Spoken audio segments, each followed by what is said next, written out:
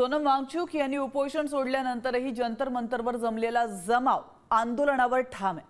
थेट जंतर मंतरवरून घडामोडींची माहिती देत आहेत आमचे प्रतिनिधी स्नेहिल झणके।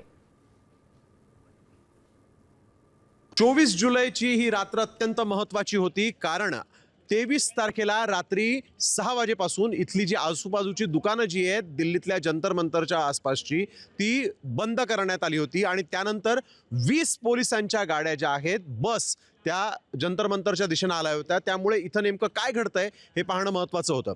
त्यानंतर 12 ते 12:30च्या दरम्यान JP नड्डा आणि त्यांचं शिष्टमंडळ सोनम वांगचुक यांच्या भेटीसाठी म्हणून मेदांत रुग्णालयामध्ये गेलं आणि तिथं गेल्यानंतर सोनम वांगचुक यांचं उपोषण 1 वाजेच्या दरम्यान सुटल्याचं जाहीर झालं।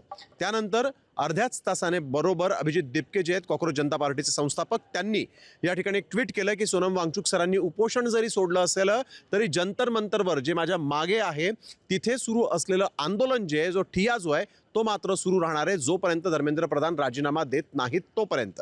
आणि त्यानंतर आपण बघतोय आम्ही सोनम वांगचुक यांच्या उपोषण सुटल्यानंतर जंतर मंतरवर आलो तर त्या ठिकाणी आपण बघतोय की इथे ज्या पोलिसांच्या गाड्या होत्या, पोलिसांच्या ज्या बस भरून आल्या होत्या, त्या बसची संख्या अचानक कमी झाली होती। कॅमेरामन भरत सोबत मी स्नेहिल शिवाजी, साम TV मराठी।